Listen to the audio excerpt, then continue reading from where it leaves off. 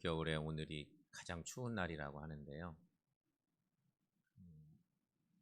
백창우라고 하는 아름다운 노랫말을 잘 쓰기로 유명했던 그분이 쓴 시가 겨울이 오기 전에라는 시가 있습니다. 겨울이 오기 전에 얘야 겨울이 오기 전에 우리 몇 장의 편지를 쓰자. 찬물에 머리를 감고 겨울을 나는 법을 이야기하자. 가난한 시인의 새벽 노래 하나쯤 떠올리고 눅눅한 가슴에 꽃씨를 심자. 우린 너무 나쁜 습관처럼 살아왔어. 아무리 빨리 달려가도 길은 끝나지 않는데 늘 채워두는 것만큼 불쌍한 일이 어디 있어? 이제 숨을 좀 돌리고 다시 생각해보자. 큰 것만을 그리노라 소중한 작은 것들을 잃어온 건 아닌지. 길은 길과 이어져 서로 만나고 작은 것들의 바로 곁에 큰 것이 서 있는데 우린 바보같이 먼 데만 바라봤어. 사람 하나를 만나는 일이 온 세상을 만나는 일인데 조그만 나무 하나가 온 우주를 떠받치고 있는데 우린 참 멍청했어. 얘야, 오늘은 우리 그리운 사람들에게 편지를 쓰자. 겨울이 오기 전에. 이런 시입니다.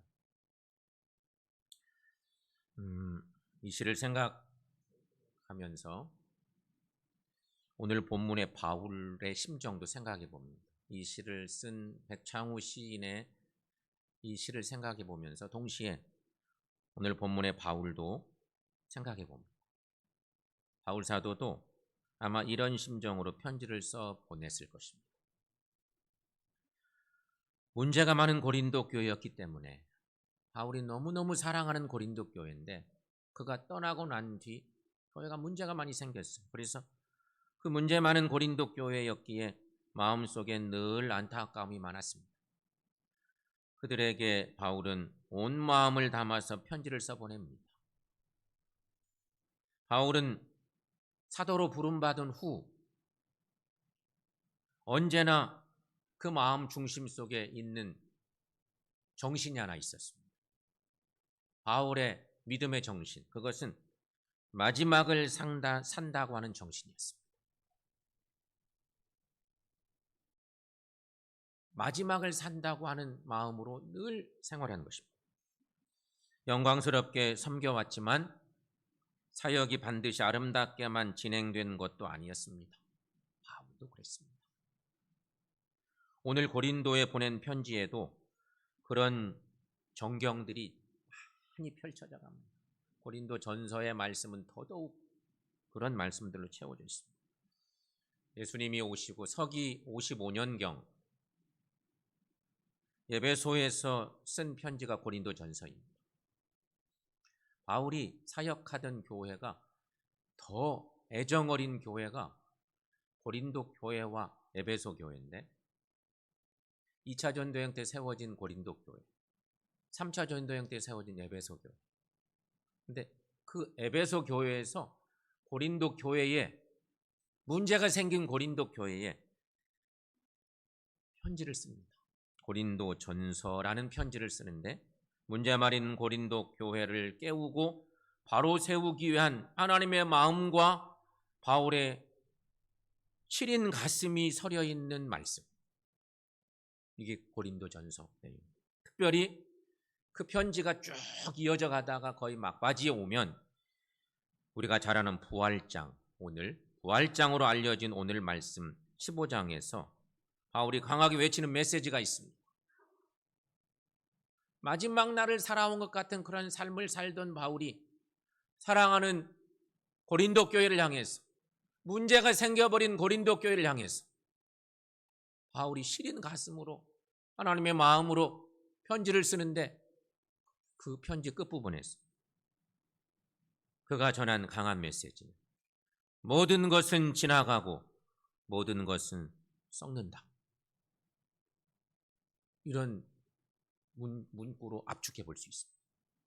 오늘 본문 50절 말씀 여러분 함께 읽습니다. 형제들아, 내가 이것을 말하노니 혈과 육은 하나님 나라를 이어받을 수 없고 또한 썩는 것은 썩지 아니하는 것을 유업으로 받지 못하느니라.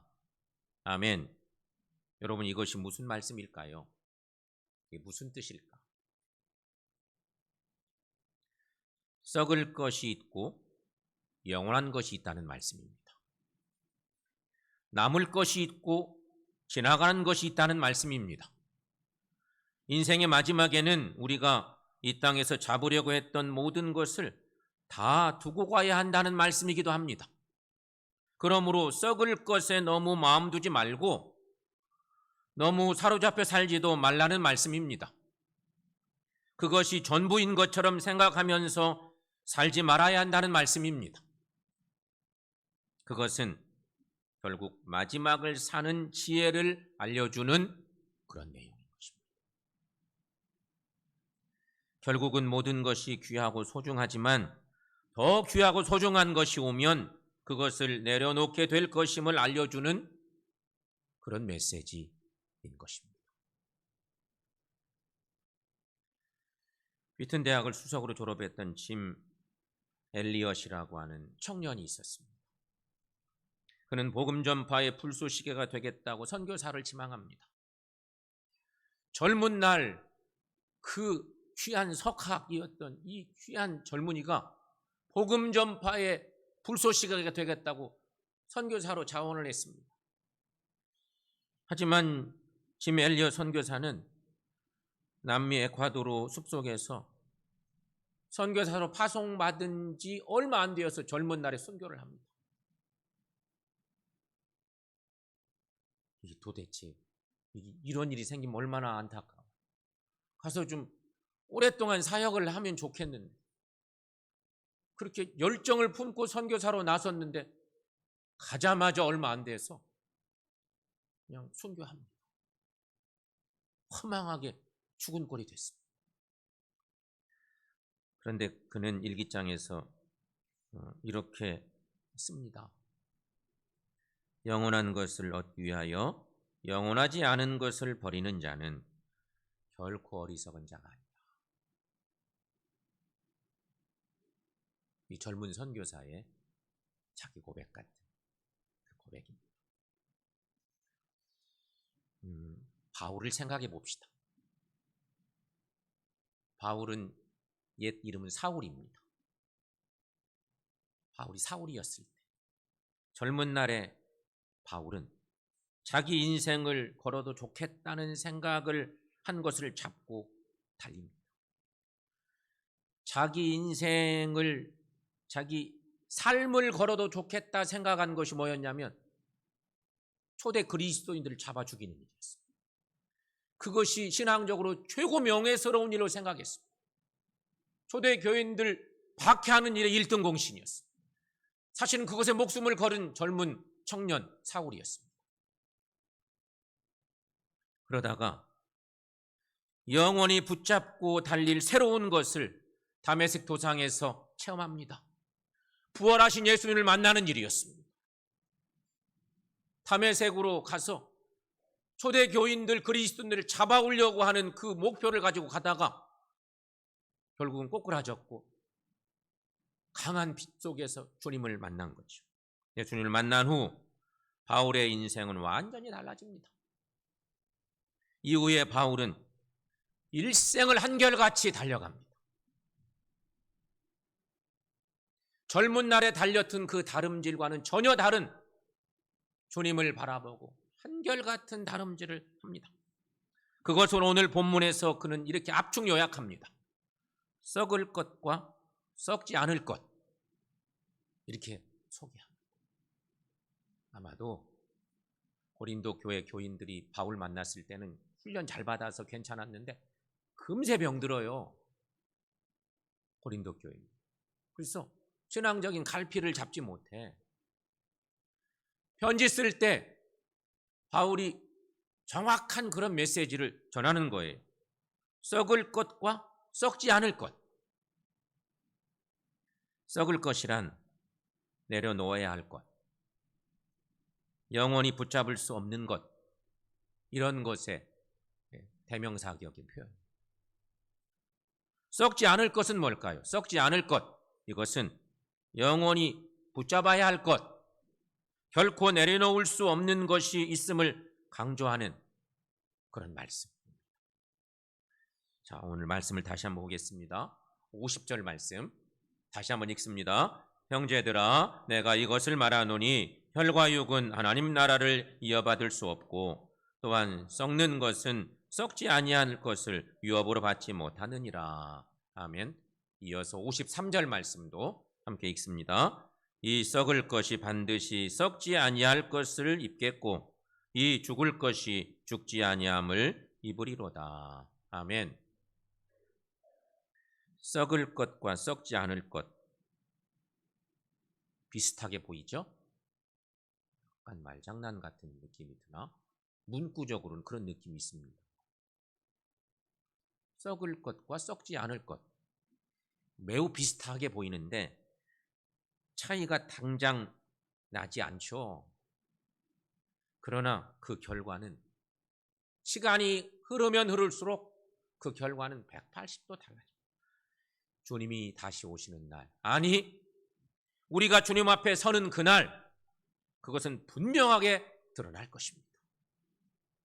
성도 여러분, 그리스도인으로 사는 것은 썩을 것과 썩지 않을 것의 차이를 아는 삶을 사는 것입니다. 그게 그리스도입니다. 사실 그리스도인 된다고 하는 것은요, 엄청난 변화가 필요하기도 하고 결단이 필요한 거예요. 그렇게 산 위대한 믿음의 사람들이 있고 바울이 그런 삶을 살았고 그래서 그걸 보여줘요. 진짜 그리스도인의 삶은 어떤 것인지 전해주고 있는 말씀이죠. 여러분, 더 좋은 것을 아는 사람은 옛 생활, 옛 습관을 내려놓을 수 있습니다.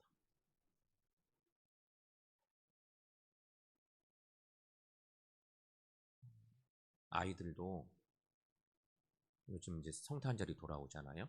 성탄절 때 장난감이 가장 잘 팔린다대요. 어린이날과 더불어서 성탄절 때 그런 아이들이 갖고 노는 장난감이 가장 많이 팔려요. 늘 갖고 놀던 이만한 장난감이 하나 있어요. 근데 성탄절날 엄마 아빠가 이것보다 한 10배는 더 좋은 너무너무 갖고 싶었던 장난감을 사다 주셨어요. 그 장난감을 받는 순간 아이가 어떻게 되겠어요? 옛날 그렇게 좋게 생각했던 갖고 오는 이것은 눈에 차지도 않아. 과감히 버릴 수가 있어. 너무 좋은 것을 선물로 받았기 때문에.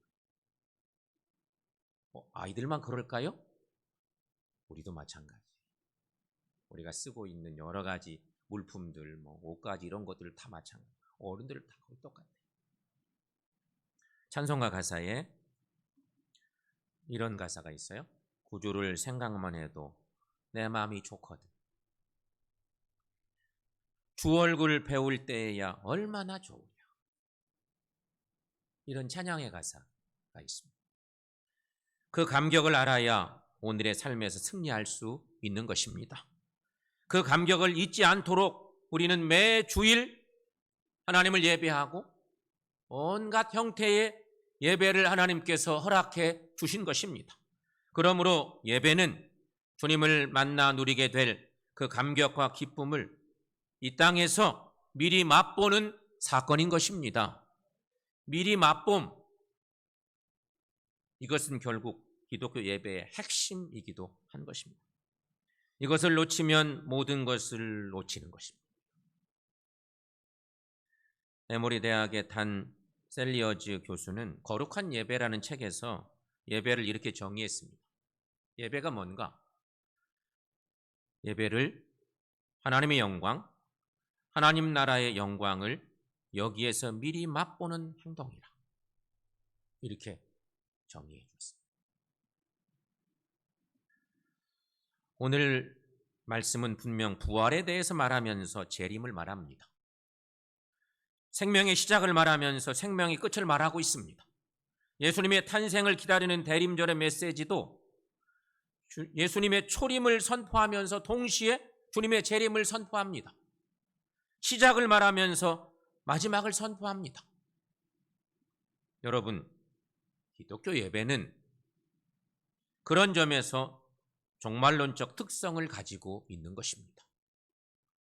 그래서 우리는 예배 가운데서 마라나타를 외치는 것입니다. 주 예수님 어서 오시옵소서 라는 뜻을 가지고 있는 마라나타를 외치는 것이, 우리는 늘 예배 속에서 주님의 임재를 소망합니다. 그러므로 오늘도 주님의 임재를 경험하는 은혜가 있기를 축원합니다. 그렇다면 여러분, 신앙생활을 잘하는 사람은 누구일까? 여러분, 신앙생활 지금 잘하고 있습니까? 신앙생활 잘하는 사람이 누구일까요? 어떤 사람일까요?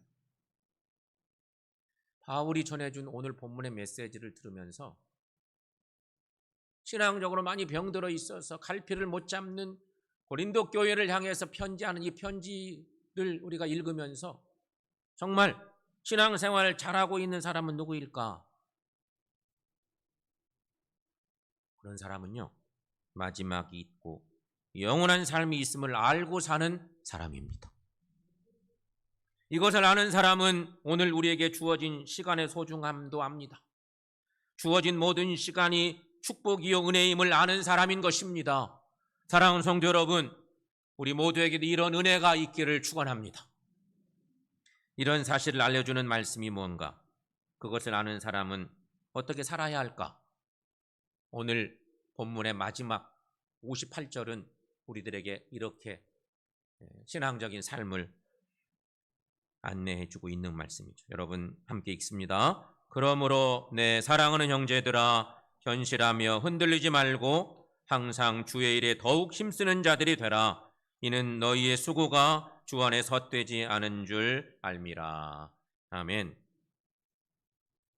신앙생활은 오늘을 사는 것이지만 그날을 바라보며 사는 것입니다. 신앙생활은 끝이 있음을 아는 것이고 그날의 영광을 바라보며 사는 것입니다. 썩지 않을 것을 허락하신 하나님의 은혜에 감격하면서 부활을 통해 새 생명을 주신 은혜에 젖어 사는 것입니다. 그리고 그리스도로 말미암아 우리에게 이김을 주시는 하나님을 신뢰하며 그분이 기뻐하시는 삶을 살아가는 것입니다. 그 삶은 그냥 저절로 사라지는 것이 아닙니다. 그 삶은 마지막이 있음을 알 때 가능한 삶인 것입니다. 사랑하는 성도 여러분, 오늘 이 시간에 우리가 이런 가정을 한번 해봅시다. 예배드리는 이 시간 우리 마음속에 생각해 보는 거예요. 오늘이 내 인생의 마지막 날이래는 가정. 알고 보니 오늘이 내 인생의 마지막 날이라네. 내게 주어진 시간이 오늘이 마지막.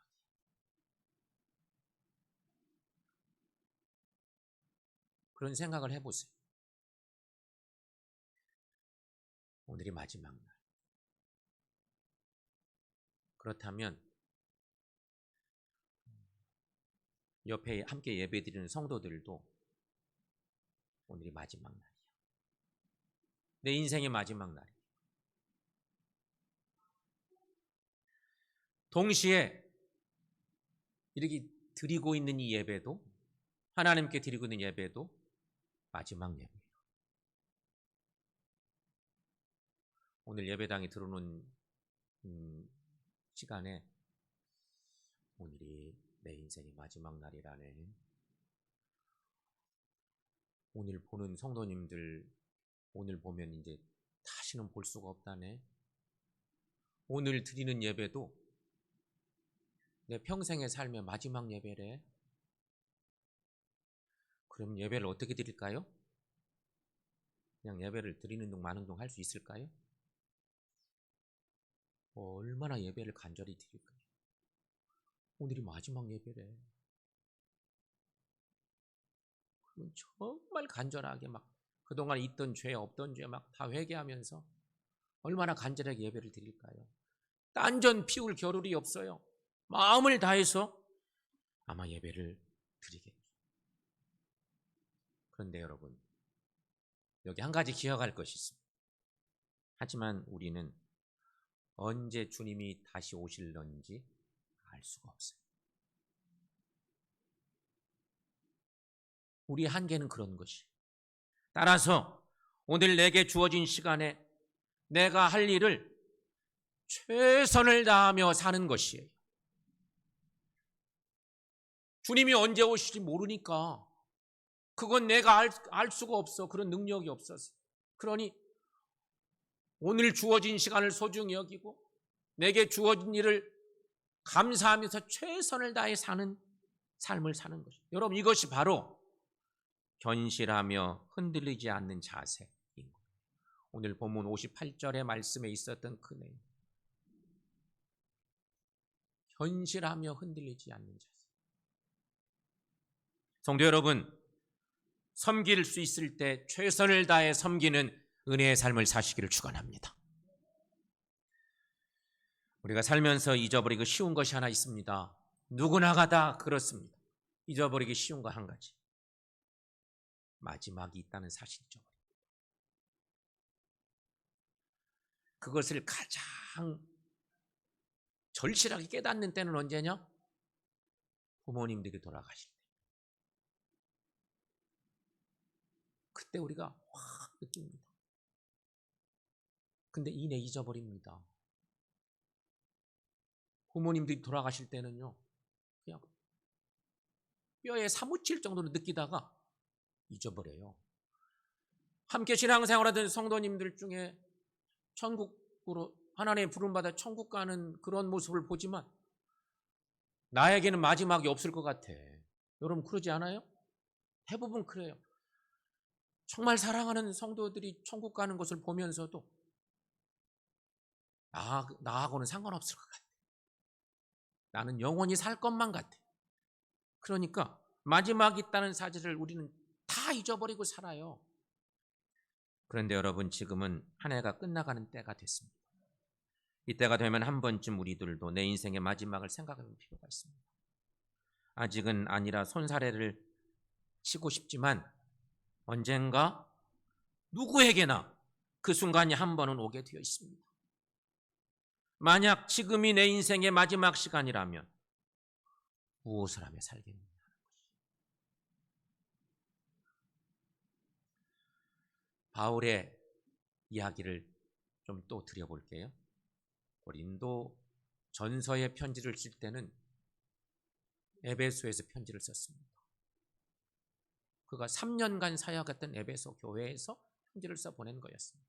그런데 바울이 여차여차 사역을 하다가 달려갈 길을 주님만 바라보고 쫙 달려갔지만 결국은 그 선교 사역하는 것 때문에 로마 감옥에 갇혀버렸습니다.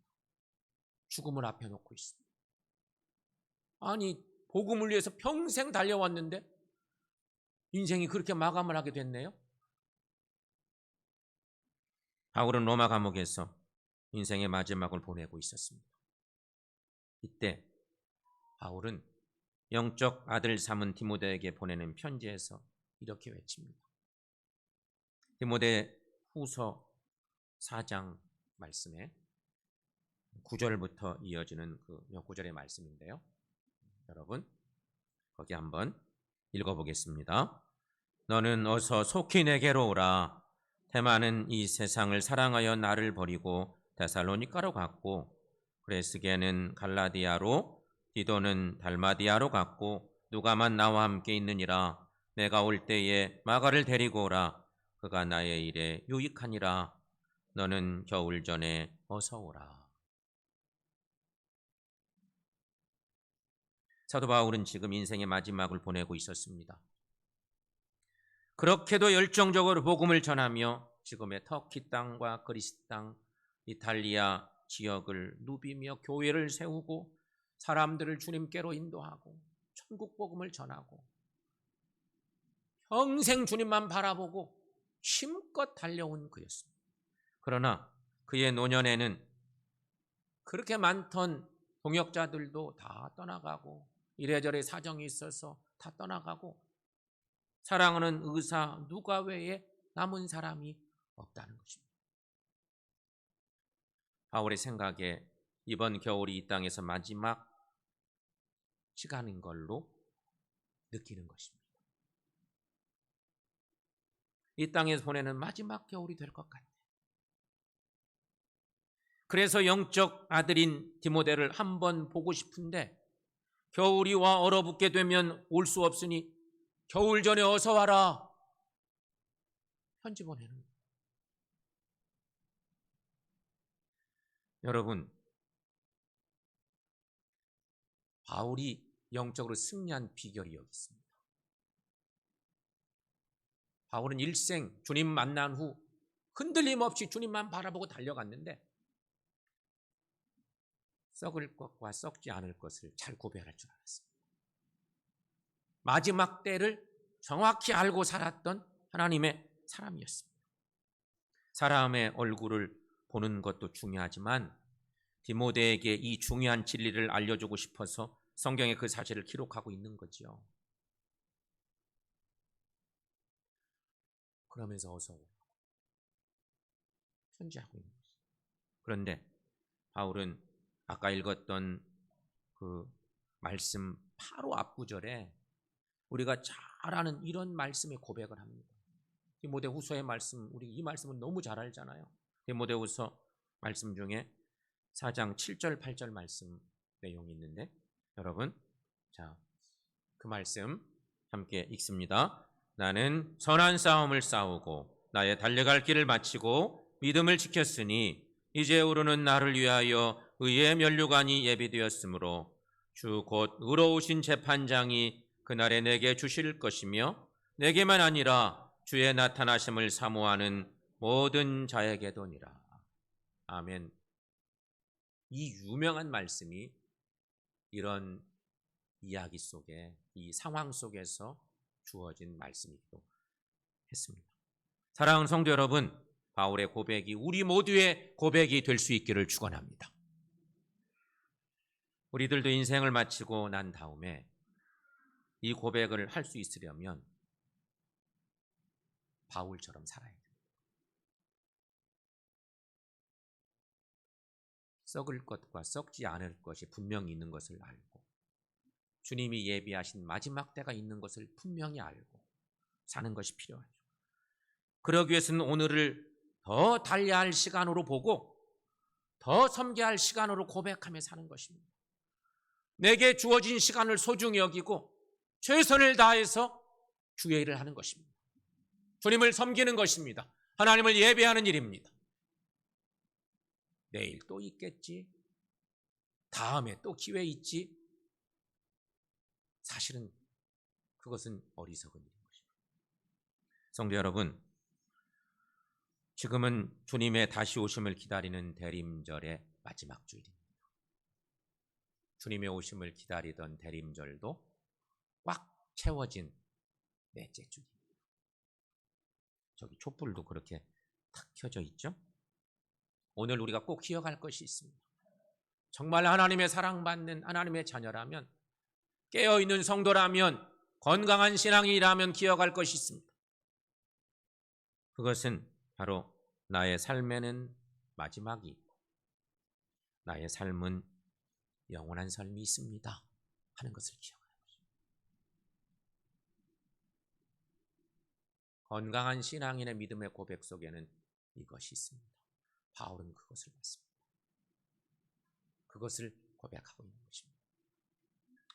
우리 모두 나의 삶에는 마지막이 있음을 분명히 기억하시고 또 한 가지, 나에게는 하나님이 예비하신 영원한 삶이 있습니다.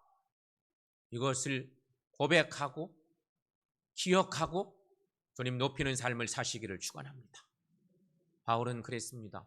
오늘 말씀에서 내 사랑하는 형제들아, 현실하며 흔들리지 말고. 초대교인들이 얼마나 신앙적으로 어려웠을까. 내 사랑하는 형제들. 아, 성도 여러분, 함께 예배하는 우리 모두는 바울이 그렇게 고백한 것처럼 우리 모두의 고백 속에도 함께 예배하는 모든 식구들이 나의 사랑하는 형제들인 것입니다.